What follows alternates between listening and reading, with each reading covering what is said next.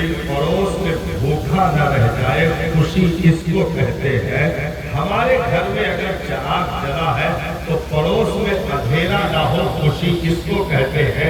ये कौन सी खुशी है साहब कि हम रुपये पेट भर खा रहे हो और कोई रोड पे बैठ कर भीख मांग रहा हो, इसको खुशी नहीं कहते हैं। बल्कि सरकार ने फरमाया कि तुम्हारे घरों में घी का चिराग जले, ये कोई मना नहीं है, तुम जलाओ, तुम्हारी मर्जी है। लेकिन अगर पड़ोसी भूखा सो गया तो तुम्हारी नमाजें भी तुम्हारे मुंह पर उठाकर फेंक दी जाएगी। ऐसी इबादत काबिल कबूल नहीं है जिसमें इंसानियत का दर्द न हो, समाज का दर्द न हो, लोगों के लिए एहसास न हो। तो वो जो अपने तौर पर कहीं खुशी मनाते भी थे तो कैसी खुशी थी साहब, यतीम का माल छीन करके शराब पीकर खुशी मनाते थे। वो बच्चे चीख रहे होते और उधर पार्टियां चल रही होती। बेवा को जो है पत्थरों से मार कर लहू नहार करके खुशी मनाते थे कि आज हमने बेवा को मार दिया है।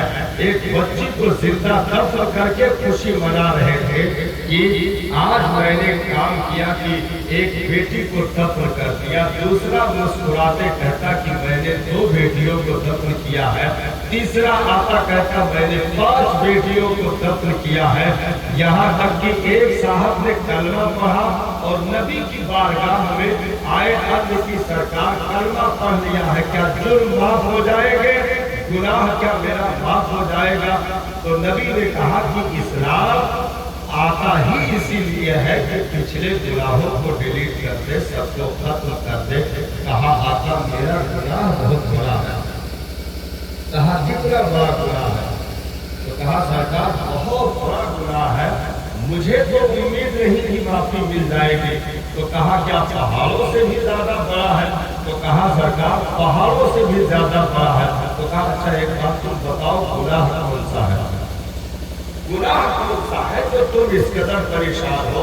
तो उसने बताना शुरू किया, आका मैंने 10 बेटियों को जिंदा दफन किया। 10 बेटियों को जिंदा दफन किया है, क्या ये खता मेरी माफ हो जाएगी? नबी के सामने बयान कर रहा, आका के आंखों से आंसू जारी होने लगे। कहा तुमने इतना जुल्म किया जमीन पर, इस कदर अत्याचार किया जमीन पर। कहा सरकार 9 बेटियों को दफन किया, उस पर तो कोई फिक्र न हुई, लेकिन जो 10वीं बेटी हमने दफन की उसकी चीखें आज भी कानों में गूंजती है सरकार। मैं जब उसे जो है सोच लेता हूँ तो मैं नींद में हूँ तो उठकर बैठ जाता